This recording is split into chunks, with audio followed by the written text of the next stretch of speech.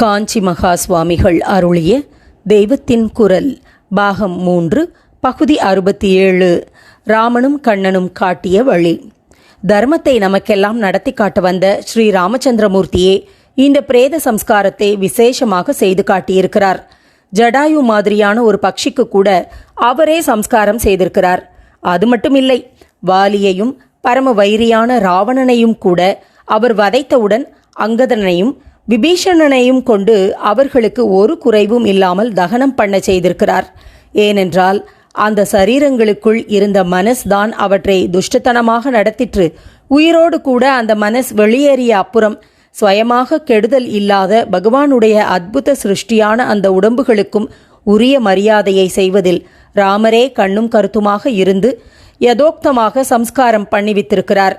கிருஷ்ண பரமாத்மாவும் கௌரவர்கள் உள்பட எல்லாருக்கும் குருக்ஷேத்திரத்தில் அந்திம சம்ஸ்காரம் பண்ணுவித்து அப்புறம் திருதராஷ்டிரனையும் பாண்டவர்களையும் கங்கா தீரத்துக்கு அழைத்து கொண்டு போய் தர்ப்பணாதிகள் செய்வித்திருக்கிறார். ஆனதால் அனாதை பிரேத சம்ஸ்கார விஷயத்தில் கவனக்குறைவாக இருப்பது நம்முடைய இந்து சமூகத்துக்கு உள்ள பெரிய தோஷம், மன்னிக்க முடியாத தோஷம். இனிமேலாவது இதற்கு ஒரு ஏற்பாடு பண்ணி பிராயச்சித்தம் தேடிக்கொள்ள வேண்டும். அனாதையாக ஒருவன் செத்துப்போனதாக தெரிந்தால் அவன் என்ன ஜாதியாக இருந்தாலும் தீண்டாதவனாக இருந்தாலும் அவனுடைய குல ஆச்சாரப்படி அவனுடைய குலத்தை சேர்ந்தவர்களை கொண்டு யதோக்தமாக சம்ஸ்காரம் செய்வதற்கு பொருள் உதவி பண்ண வேண்டும். இதற்காக பலர் சேர்ந்து பணம் போட்டு மனசார பணிபுரிய வேண்டும்.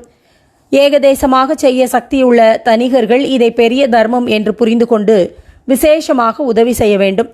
அநேக தர்மஸ்தாபனங்கள் ட்ரஸ்டுகள் நம் இந்து சமூகத்தாரால் ஏற்படுத்தப்பட்டிருக்கின்றன. அவர்களும் அனாதை பிரேத சம்ஸ்காரம் உத்தமமான கைங்கரியம் என்று ஸ்பெஷல் இன்ட்ரெஸ்ட் எடுத்துக்கொண்டு இதற்காக தாராளமாக பொருளுதவி செய்ய வேண்டும்.